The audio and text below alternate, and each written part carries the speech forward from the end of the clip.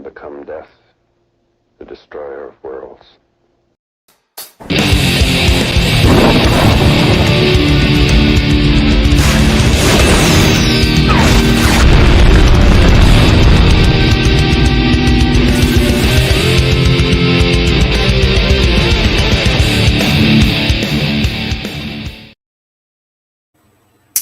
Well, good evening or good night to everybody out there. Welcome to another edition of Metal Band's Chronicles, and something we haven't done for a while here, we're going to do an album review. I think the last album I reviewed was Senjutsu, the newest Iron Maiden album. Before that, the newest Halloween album. Yeah, I'm a bit behind on the album reviews, and I figured, what, I'll do this one live, and a pretty big one indeed, when it comes to 2021 releases amongst heavy metal, and a big comeback for this artist. Formerly of Judas Priest, who else could I be talking about? K.K. Downing, that's right. After 10 years basically being retired after the Judas Priest Epitaph tour, we haven't heard really much from KK until this year, when this right here was announced. KK's Priest, the Sermon and the Sinner, which came out on X Records. Not familiar with that record label, so yeah, it's a small record label. Not too familiar with X Records, EX Records, whatever you want to call it. But yeah, so basically what we have here is an album that's roughly around 50 minutes long. It's got 10 tracks on it. Technically 9 tracks, because the opening track is pretty much just an interlude and an intro to the album. Now, it seems like this album's causing a lot of division amongst Priest fans too. There's people out there that like it. There's people out there that hate it. There's people out there that won't even give this thing a chance due to the fact that K.K. Downing is no longer in Judas Priest. And this is not a new Judas Priest record. And of course there's other people that won't give the album a chance because it has Tim Ripper Owens on vocals. Which in my opinion, you people are missing out on some damn good music, in my opinion. I think this is a freaking good album. I don't give a shit if it don't have the moniker Judas Priest on it, Rob Halford on vocals, Glenn Tipton on guitars. I don't care. I mean, in a way, we kind of got to move on. Because I'm not expecting KK to ever make a comeback to Priest. As much as we all want it. But without further ado, let's just get right into the album. Like I said, little over 50 minutes long. You got 10 tracks. I mean, let's take a look at the booklet here. Right there's what you get. Don't think I'm much of a fan of this digipack thing because, for one, when they come in the cardboard sleeve like this, the CDs tend to scratch easier, which I don't really care for. But I didn't see a jewel case version of this, so I just bought what I could. KK's Priest, pretty cool looking CD,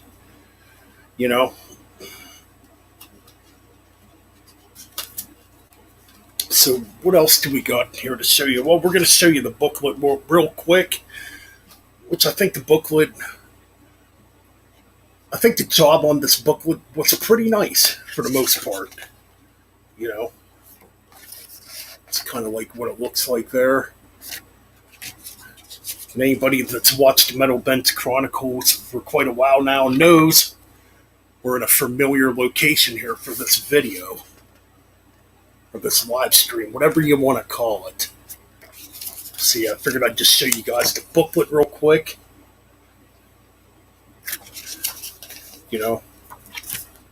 There's some pretty decent artwork in here.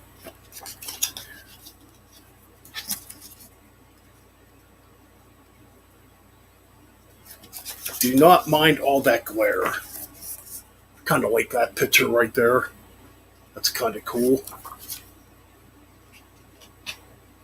The tractor trailer and the tour bus for KK's Priest. Of course, you got your studded wristband and metal horns photo right there. Driving down the road on some motorcycles.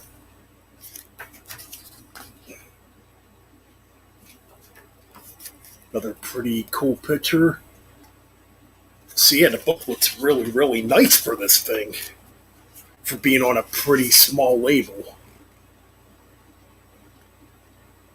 Which I'm kind of taken back on because I thought Napalm Records released this too, but maybe I'm wrong. I didn't see no Napalm Record logo on here, so. And there's the band. Now, okay.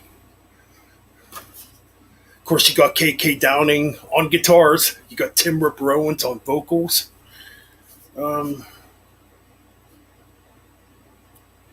Tony Newton on bass. AJ Mills on guitars. And very hard to read this name. Sean L. on drums. Sean Elg on drums, which originally former 70s Judas Priest drummer Les Banks was originally the drummer for this, but he left, and not sure exactly why he left. And I think that might be the only downfall. I wish Les Banks was playing on this thing. Either or, the drummer on here sounds good, but I could just imagine, if Les Banks could have played on here, it would have been the first thing he played on since Unleashed in the East, from 1979. Obviously the drummer on Stained Class and Killing Machine, called Hellbent for Leather here in America. So yeah, you get my point there. And welcome to the chat, Karen. And we got Speed King in the house, yes. Now we can get into a track-by-track analysis. And I'll tell you guys what I think of the tracks on here. Okay. Well, the interlude, or the intro, interlude, whatever the hell you want to call it, opens up with a short little intro piece called Incarnation, okay? Which is basically an intro to the album. So basically what Incarnation is, it's spoken words, kind of like something you would hear on a Manowar album or a Rhapsody album. It's kind of like that. Then it goes into Hellfire Thunderbolt, the first single released off of this album several months ago. I forget exactly when it came out. I believe it came out back in April. Might have been May. I know it came out around the springtime. I just can't remember exactly when it came out. But man, I just love the freaking beginning of Hellfire Thunderbolt. Right away, it just begins with KK doing all these fucking crazy whammy bar effects. Similar to what he did on the track Sinner up the Sin After Sin album. How he done all these wild-ass guitar effects in the middle there. Kind of like that, just a bunch of whammy bars and crazy lead work there. And the track, yeah, definitely reminiscent of something off of Nostradamus. Painkiller, it's got that vibe to it. Pretty killer track in my opinion. Then we get into a track where I did a reaction video for it. I did a reaction video for this back when it was released as a single. And this one just kicks maximum ass in my freaking opinion. I'm talking about Sermons of the Sinner. That's right, excellent freaking track. Not going to talk too much about this because I already did a reaction on this track several months ago. I think I did it around June, July, somewhere around there. It's been a while now. But yeah, great track. I mean, just pure painkiller stuff going on here. It's fast. It's furious, And there's some phenomenal guitar solos on this track. And to me, great vocals by Tim Ripper Owens, despite what people say about his vocals. But he sounds great on this track. Okay, I'm going to try not to butcher this next song. So we're into track 4 already here.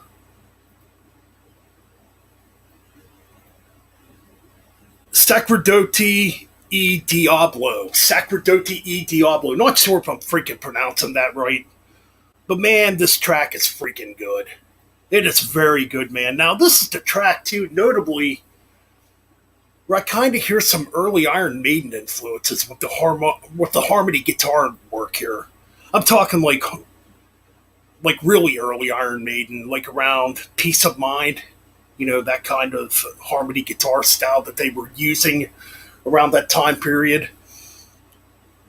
Mixed with that painkiller style again, just an excellent freaking track. The band sounds killer on this track. I mean, what more can be said? It's a great heavy metal track. Razer Fist. Okay, now this track was also released as a single. Now, this track right here, more mid-paced. It's more mid-paced, more slowed down. It's pretty amphetic for the most part, because, yeah, we raise our fist for fucking metal. Notably, too, what's going to turn people off from this freaking album, I've heard people complaining about this already. Rightfully so. Because even though I'm going to say the lyrics on this album are not very good. I mean, but you know what? It is what it is, right? To me, I pay more attention to the music. But yes, some of the lyrics on here aren't the greatest. I will admit to that. But that does not distract from this album at all. And if you're used to the metal cliches and all that stuff in heavy metal music, it's not going to freaking bother you. I mean, after all, this is freaking heavy metal. Expect some cheese every once in a while and some metal cliches to pop up. It is what it is. But yeah, Razer Fist, another aesthetic track, kind of reminds me of something off of maybe Angel of Retribution. Kind of has that vibe going on there.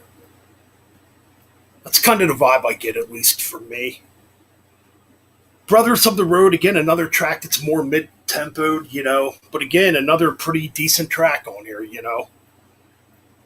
Another track that I believe it's the last single released for this album. So all in all, it's pretty darn good. I mean, it's not a bad track.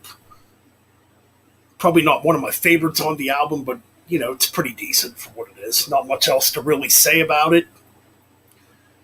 Now we get into a track that's really, really interesting on here, and I was not expecting this track to be a longer track and an epic track. I really wasn't. Again, the title's very metal cliche-like. It's called Metal Through and Through. This track's freaking awesome. I think it's freaking awesome. Now, I gotta admit it, at first listen, where it begins kind of melodic and ambient, I wasn't much of a fan of the way Ripper was singing the melodic parts to me. I think Rob would have handled that better. But that's not much of a distraction. The song's freaking awesome. Around the 4 minute and 11 second mark, you get these harmony guitar parts that are very reminiscent of Killer's era Iron Maiden. Just awesome stuff here. Kind of different, too, for KK Downing, to have these Iron Maiden influences, I guess. And, when I'm listening to this album, I wish the new Iron Maiden album would have had stuff like this on it, to be honest. But man, this track is epic. It's got some cool acoustic pieces in it, too, that definitely harken back to 70s Priest, I think.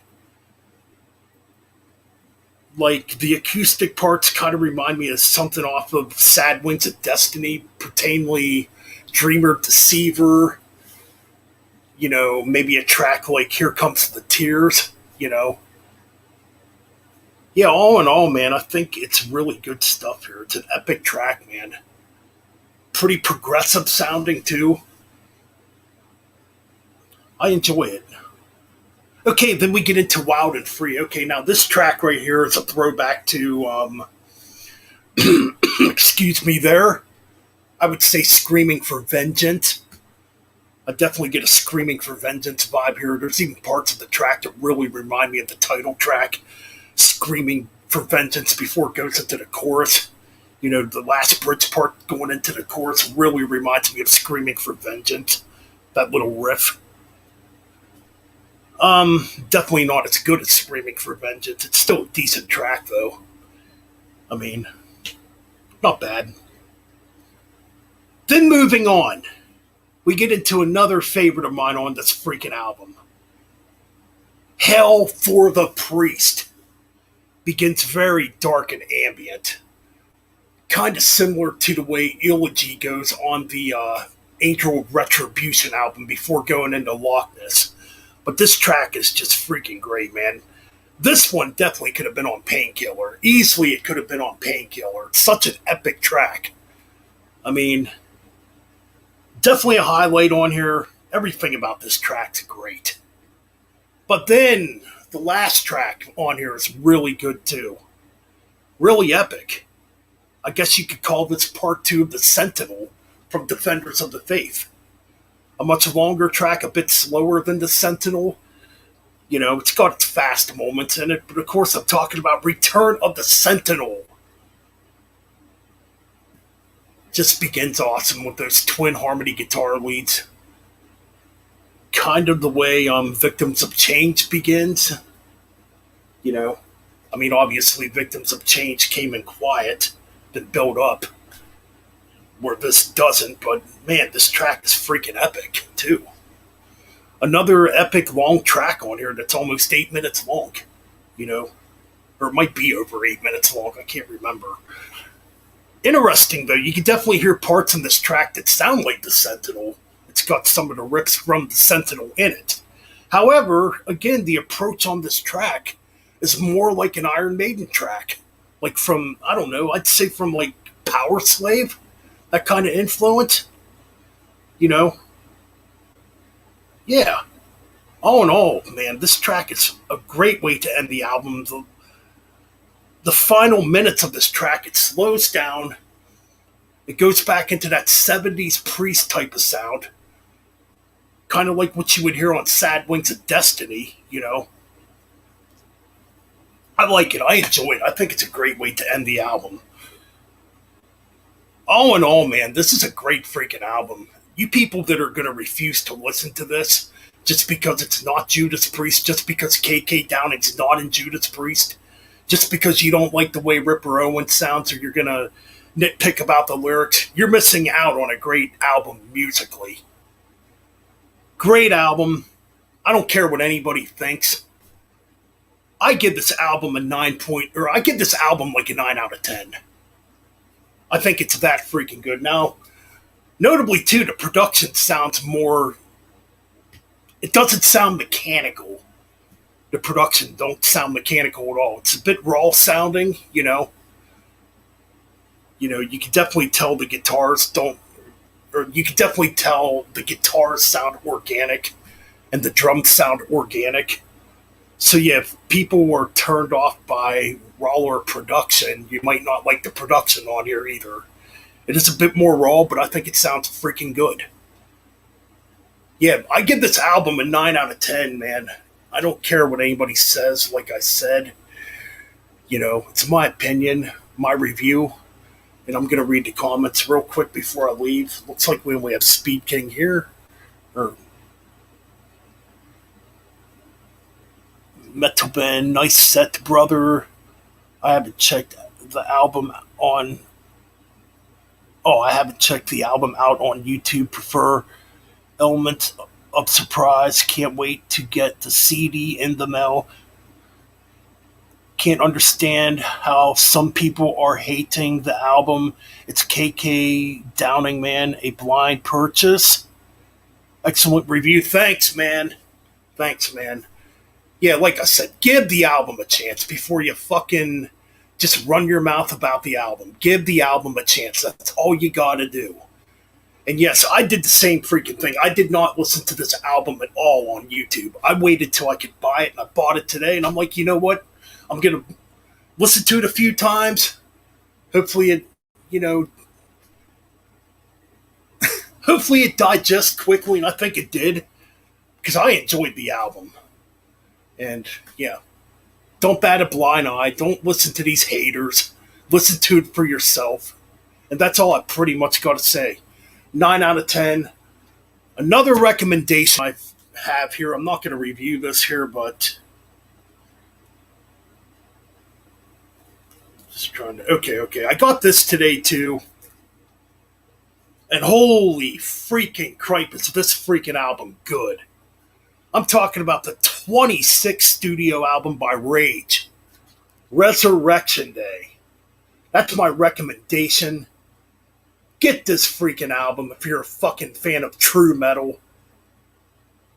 Get it.